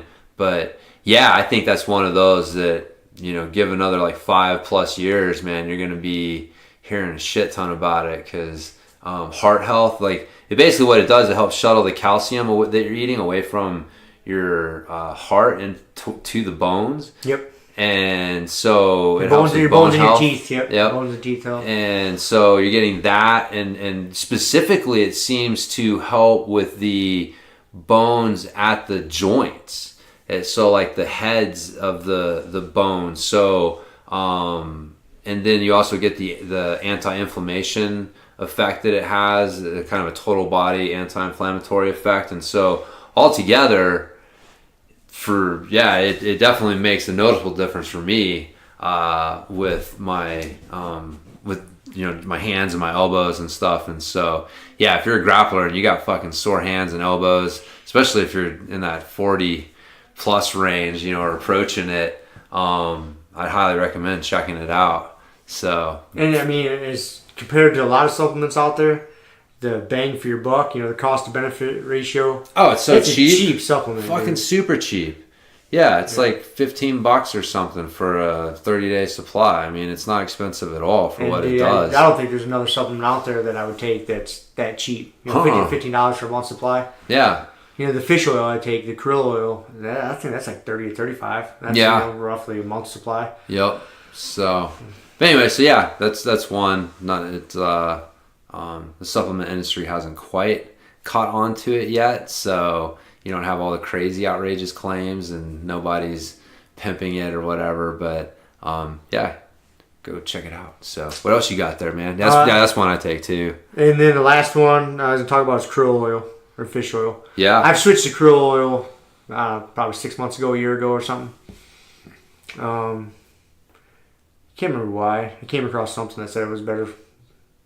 It's more sustainable. Like krill is, a lot of the krill that you buy is some like Antarctic fucking krill. It's like one of the most abundant organisms on the planet. Dude. Yeah. And you seen the Salmonella where he talked about getting the density of all the animals on Earth and then creating an animal ball or animal planet of each. And so what animals take up the most mass on Earth, basically. So, anyways, I seem to remember krill taking up an incredible amount of space. Yeah, it's actually, I wrote down the fact it's one of the most abundant animal species on the earth. Yeah. And then where they're at in the food chain, they are less likely to be contaminated with heavy metals like mercury and shit. Like if you eat too many fucking sardines, the chance of you getting some heavy metals in your blood is higher. In certain types of fish oil, but with krill, that's not the case. I've read the same thing, yeah. It's like it's more potent, so you don't have to take as much to get the effects, basically, that you're looking for. So, yeah, it's just a higher quality. So, I mean, the basic idea, you need essential fatty acids. It's basically fatty acids that your body can't manufacture. That's why they're called essential. And so there's a bunch of different sources for those. Like the original is flaxseed oil. Yep. Yeah, that was the first one, man. I mean, you and I still both remember when fat was like the enemy. Like the less fat you could eat in your diet, like the bigger hero that you were, man. like, just plain chicken breast and white rice and rice cakes and all that shit, right? Fucking rice cakes. Right, yeah. And so then you had dude, who was it? I remember Dan Duchesne with his Body Opus diet was one, and I forget who the other motherfucker was. But yeah, they were the first ones to come out and start really like talking about how important essential fatty acids were and promoting flaxseed oil and taking oil. And it was like, are you fucking kidding me? Like, I'm just gonna like take fat? You're not gonna make me fat? How is taking a spoonful of fat not gonna make me fat? And it was such a wild perception change. And so again, but now you fast forward, most people kind of have an idea of like essential fatty acids, but the point is our sources for essential fatty acids have evolved throughout the years. And so flaxseed oil is actually like one of the worst, like, especially today, like one of the poorest quality sources of essential fatty acids.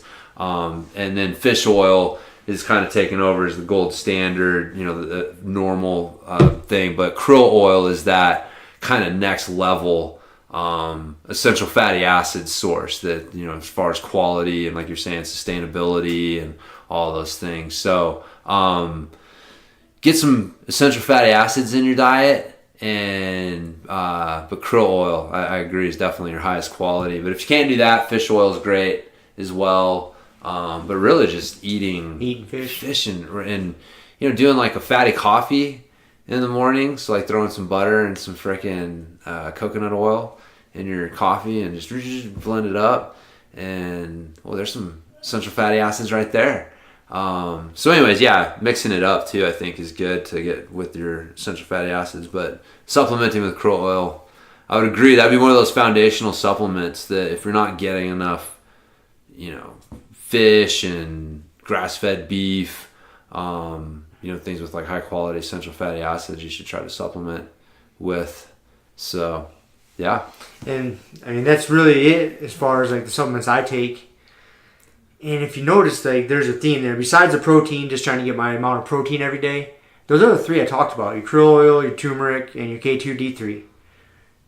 Really, the biggest benefit from those is all the anti-inflammatory properties. Yeah. Allowing me to recover properly. So I can train fucking hard the next day without feeling like a bag of smashed assholes. Man. Yep. That's really what it is. If you really, that's what those supplements are. Yeah. That helps that recovery so you can train hard. Yeah. And I think that's where a lot of people get the misconception of like steroids. Like, people think they take steroids to get jacked, to get huge. Well, steroids don't have that magic thing. Steroids are allowing those guys to recover more so they can train. So they can train hard as fuck. Yep. And so they get bigger. It's not just you're gonna stick a needle in your ass and you turn into Arnold Schwarzenegger. No, it's how a lot of them is. It's a recovery drug. That's what these supplements are, allowing you to recover better so you can train harder. Yeah. And that's kind of where it's at, man. Yeah. For me, that's where it's at. I stay away from the pre-workouts. Yeah. I drink coffee. Yep. That's my stimulant, man. Yeah. I drink coffee. That's it. Yeah. Well, Salmonella says that's some pussy bullshit. That is some pussy bullshit. You should be able to make it through the damn willpower alone, bitch. Anyways, that's a good point, man, because that's exactly, if you didn't say that, I was going to point that out, is that's the difference, is the supplements are used for enhancing recovery versus enhancing performance. And usually those performance enhancing supplements are stimulants, like pre-workout stimulants. Dude, it's not as popular in jiu-jitsu, but the bodybuilding, if you're going to the gym and working out, you're probably getting the NO2 supplements, as well, like those ripped fuel.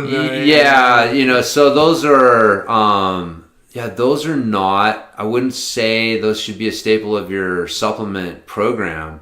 They're just not good. Trying to find things to enhance your performance is usually because you're not recovered enough. There's some other gap going on. So, and plus, like, dude, I would say, like, for me with jiu-jitsu, dude, it's one thing taking a pre-workout supplement and then going to the gym and just like pounding on some iron or whatever. It's another thing to go and then try and go roll. Like, holy shit, man. Most of the time you're trying to slow your heart rate down and breathe and be calm. You don't need something. No. Before you even slap hands with somebody, you don't want a fucking 140 beats a minute. You don't want your heart just pounding out of your chest. No, dude. Yeah, I mean, that's, again, I guess to each their own. But to me, like, the pre-workout stimulants are fucking worthless for jiu-jitsu because they go and get me in the wrong direction.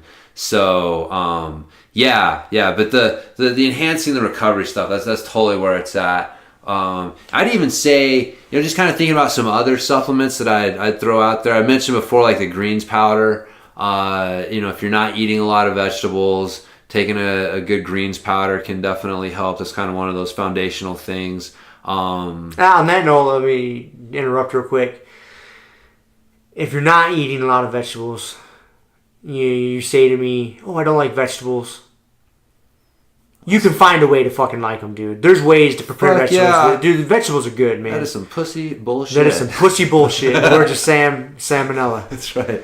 Dude, if you steam up some broccoli and throw some butter and some garlic salt on there, like, dude, that's fucking good. Yeah. You cook up some Brussels sprouts and cook them up in bacon grease, for God's sake. Yeah, I know, yeah. So good, dude. Yeah. Asparagus the same way. There's plenty of vegetables that you can prepare. If you take the time and prepare it, like, they will taste good. Yeah. And there's a lot of people that are operating under, like, because there's a lot of kids that don't like vegetables.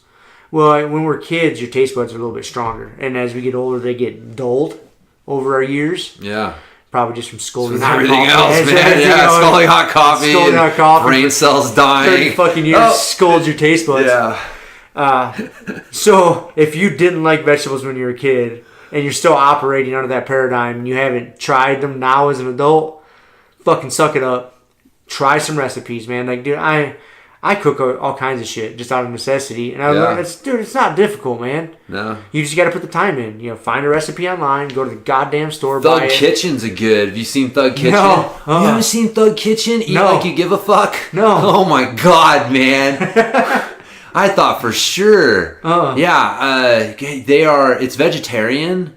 Recipes. Oh fuck! We gotta have an intervention at our gym of all these vegetarians we've been finding out. Sorry, yeah, that's right. I get fired up. Yeah, we gotta talk about that in the next episode. pre-show notes. So we gotta have some like give us some 411 of the vegetarians in the gym here. God damn it! But it's got good. But anyways, the point is say what you will about vegetarians.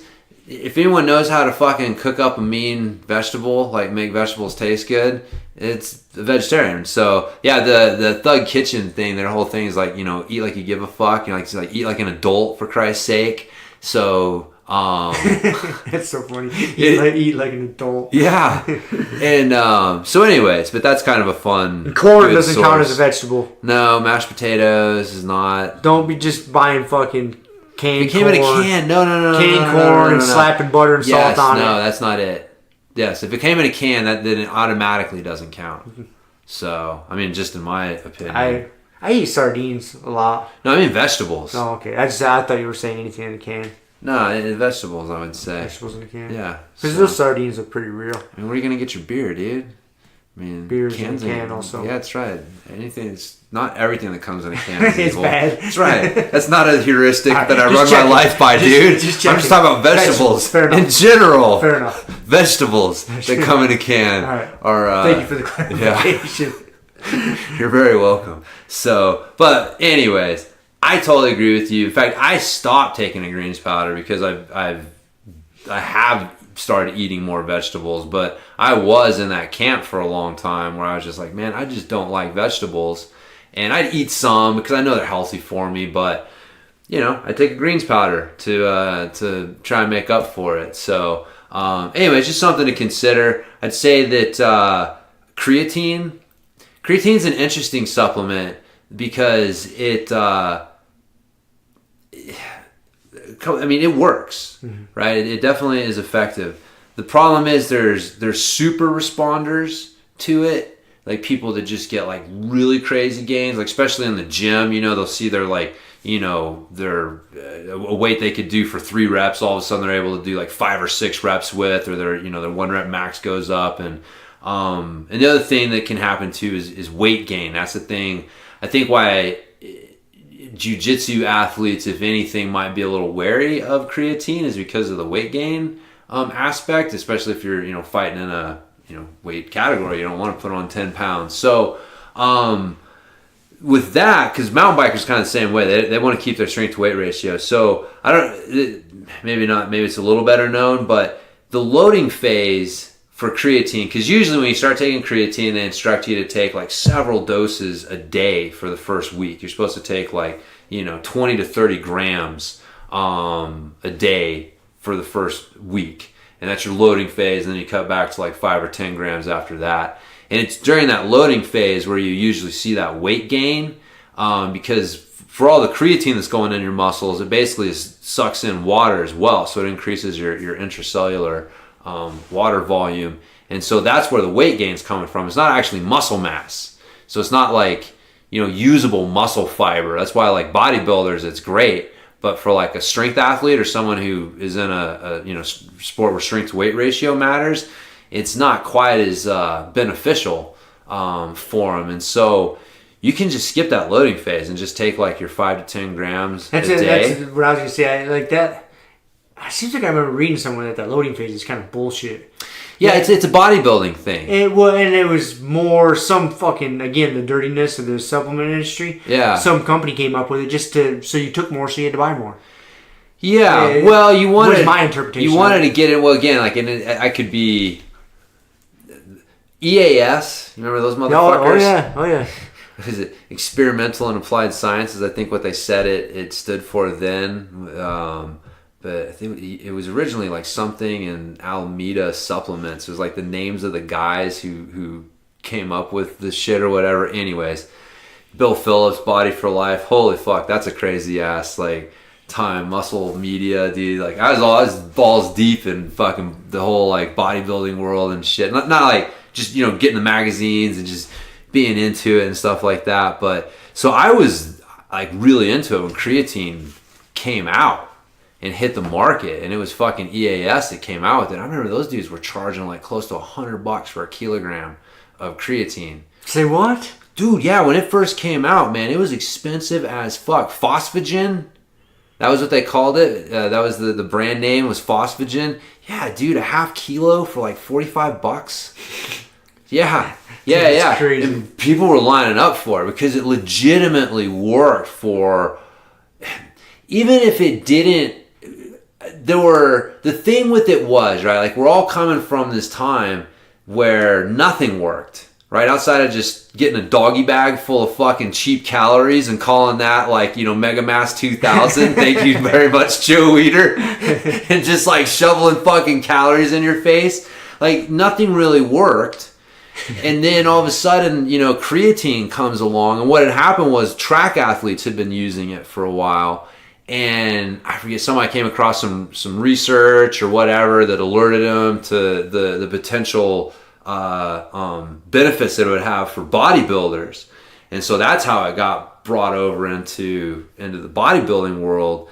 And the loading phase, one, it was, they would have to buy more, right? Especially when you're charging what you're charging. It's like, woohoo. But you would see something, man. Like most people, even I wasn't a super responder, but I put on a few pounds. I'm like a fucking skinny dude. It's been, especially back when I was, when the shit came out, it was like, dude, it's so hard to put on weight. So you get something that like put on like 3 or 4 pounds, like, oh fuck, man, I'm bought in. I just gained 4 pounds of muscle. Gained 4 pounds, bro. Put on like 1 rep on my bench press max. Like, oh, it's crazy. And then you would have the hyper responders, the people who legitimately would add like 10 pounds and see stuff.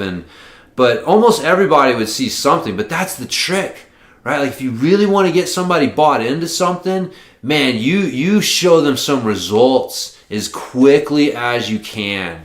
And so it was definitely like, marketing was definitely behind it, but that was part of the marketing behind it was like, this shit will work if you do it this way. And we know that if we can get these fucking, 19, 20, 21-year-old punks to see a little bit of results, dude, we got them hooked for life. Like, I took creatine religiously for years and never saw anything else. Because that's the other dirty kind of little secret is like, it's not like you keep seeing gains, right? Like you kind of see it. And so that's why, like, if you skip the loading phase, you don't have that initial like rapid build up. So you don't get the same weight gain that you do.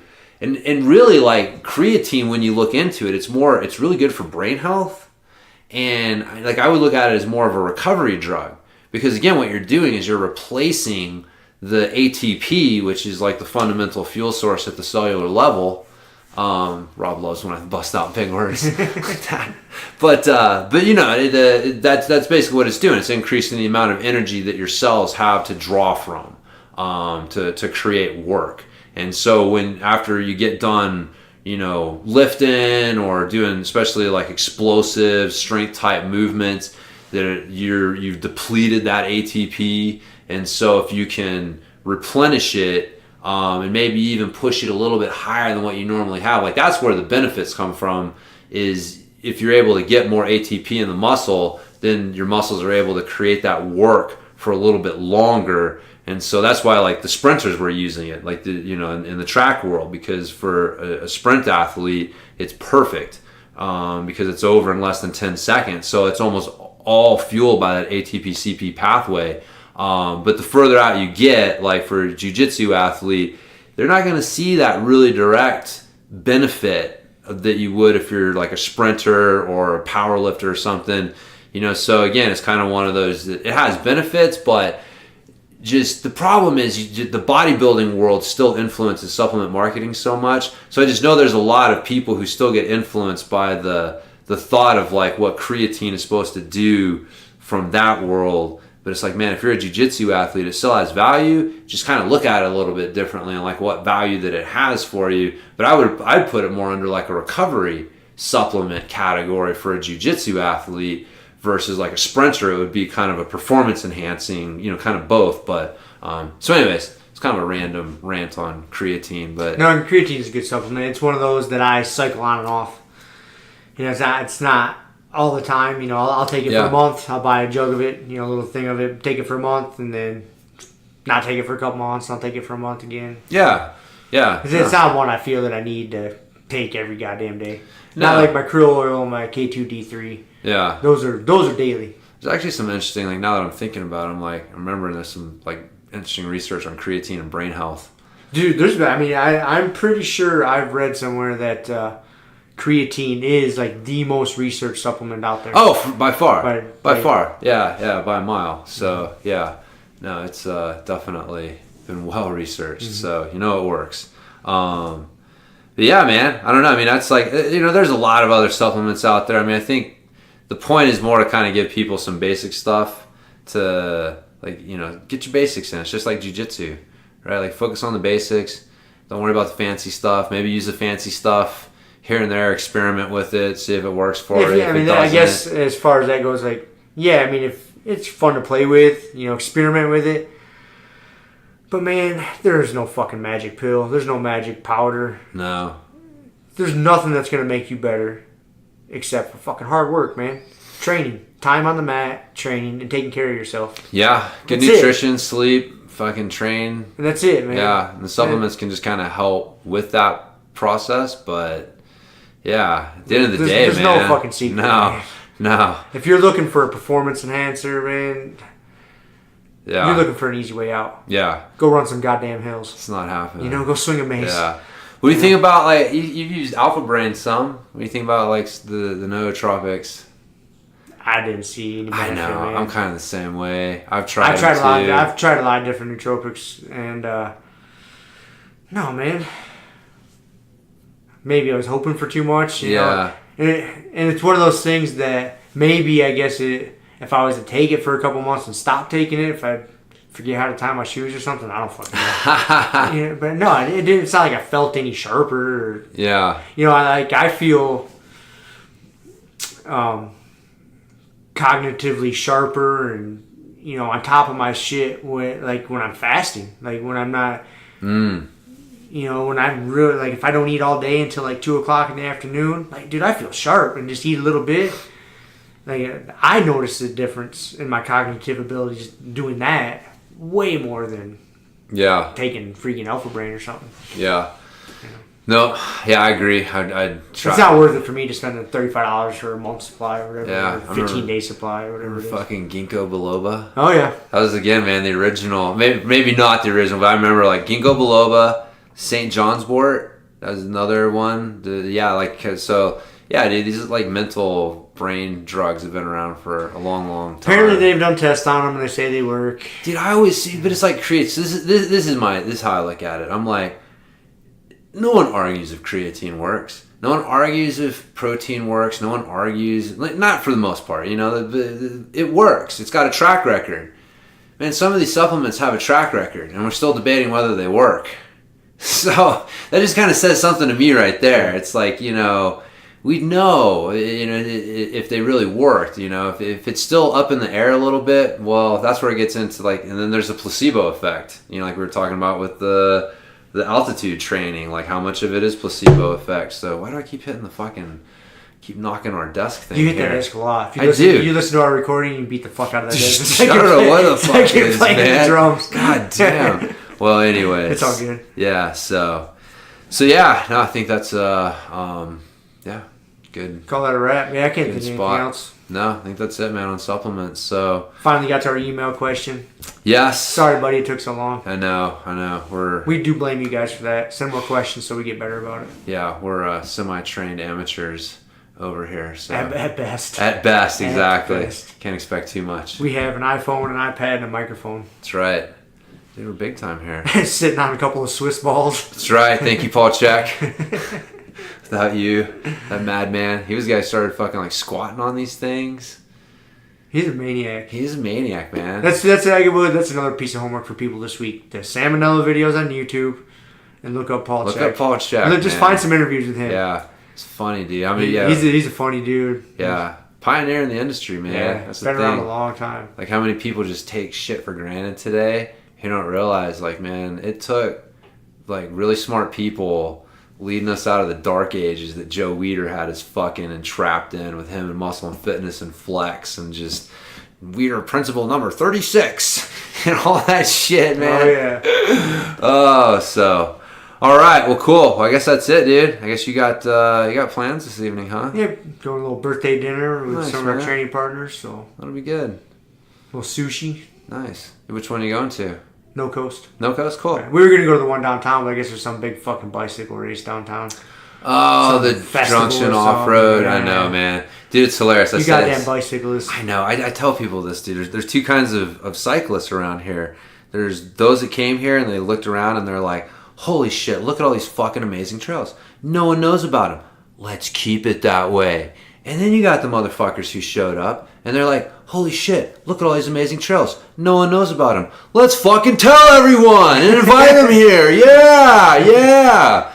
And, oh, God. I mean, it literally is. I mean, I've seen so many more motherfuckers come here than came here 10 years ago. So I'm speculating you fall into the first camp. I'm in the first camp, man. Yeah, for sure. I think that good riders and people, and you know, they'll find their way here, but we don't got to go out of our way to invite.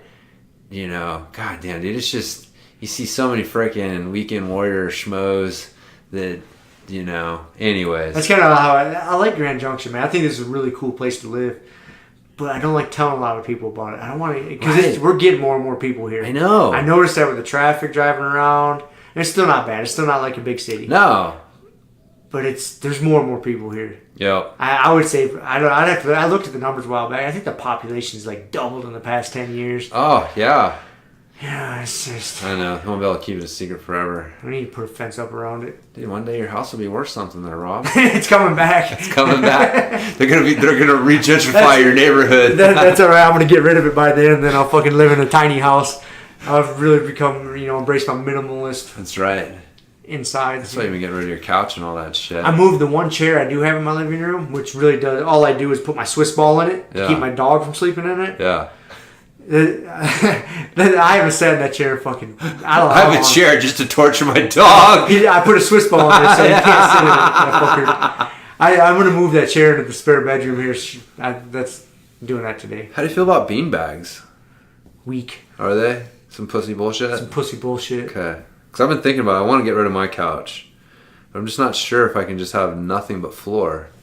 So I feel like I should buy some like floor cushions, like those Asian meditation cushions for the people.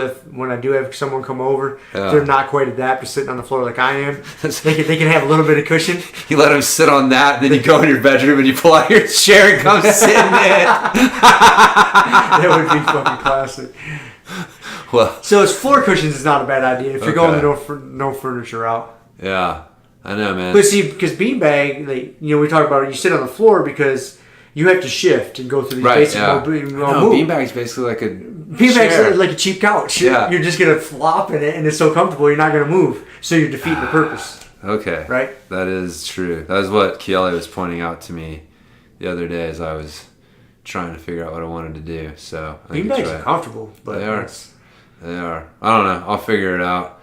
Got a few things I got to figure out. You just fucking get rid of the couch and then you sort it out from there. Just put it on the front there. Well, you'll sell it. Remember, when I sold my couch, I had that guy call me. It was an emergency for him to come get the couch. That's right. I remember. He called me in a panic, like, I need that couch, man. You gonna be there in an hour? I'll be there. I got my buddy in his pickup.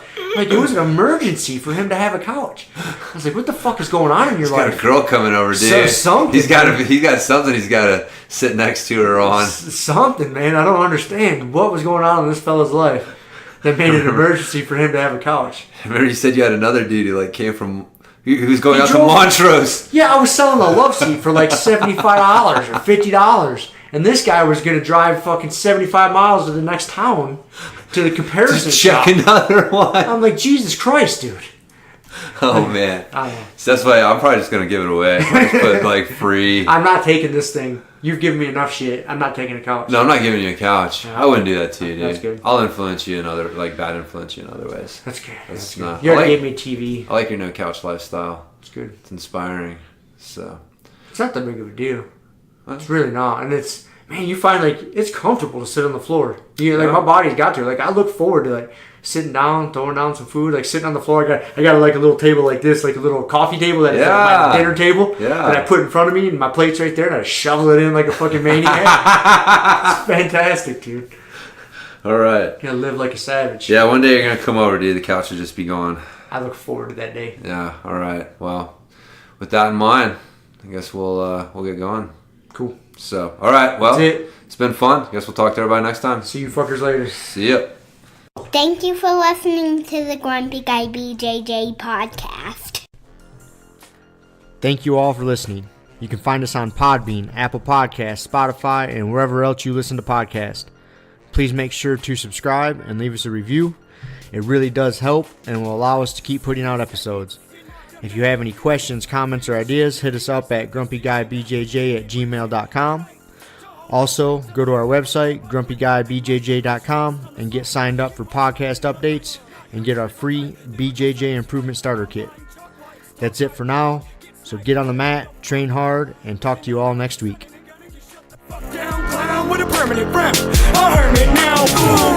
Doggy stool, foggy, cool, got a froggy, outside Molly dude. Melancholy Daisy Duke, hanging by the lace of their shoes. No trace of the tools, shaped into face, fuck the rules. Snooze, you lose.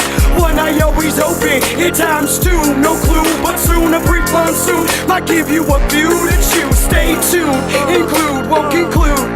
To the end is near, beware there's consequences for what you do. To me, demon, a devil of many levels. I keep on feeding for several of them rebels. Me, myself.